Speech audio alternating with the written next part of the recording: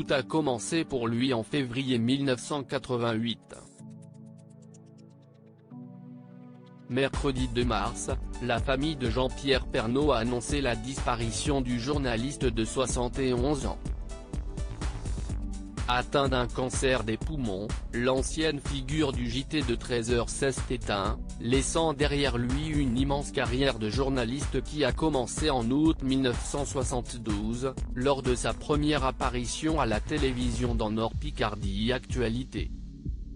Des débuts prometteurs pour lui, puisque durant l'été 1987 il présentera le journal télévisé de 13h de la première chaîne, avant de ne prendre la direction, et de le présenter, en février 1988, remplaçant ainsi Yves Marouzier et Marie-Laure Augry. J'avais l'air complètement coincé ce jour-là. Et pour cause.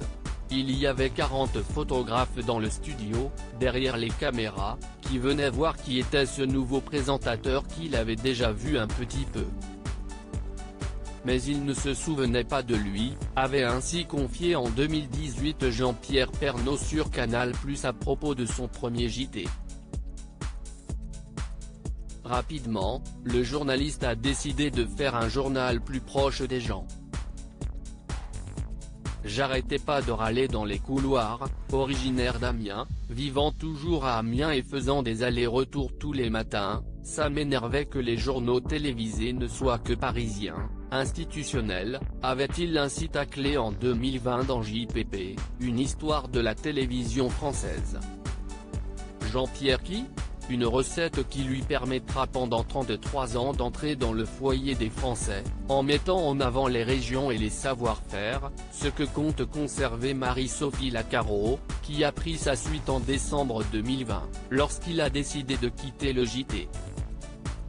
Après quoi, Jean-Pierre Pernaut a animé Jean-Pierre et vous, un rendez-vous hebdomadaire diffusé sur LCI, dans lequel il n'est pas revenu après décembre 2021, alors qu'il avait souhaité de bonnes fêtes de fin d'année à ses téléspectateurs, espérant les retrouver quelques semaines plus tard. Entré dans l'histoire du journalisme, il a ainsi définitivement pris sa revanche sur Le Figaro, qui après son premier JT avait questionné en une. Jean-Pierre qui ? Loading widget.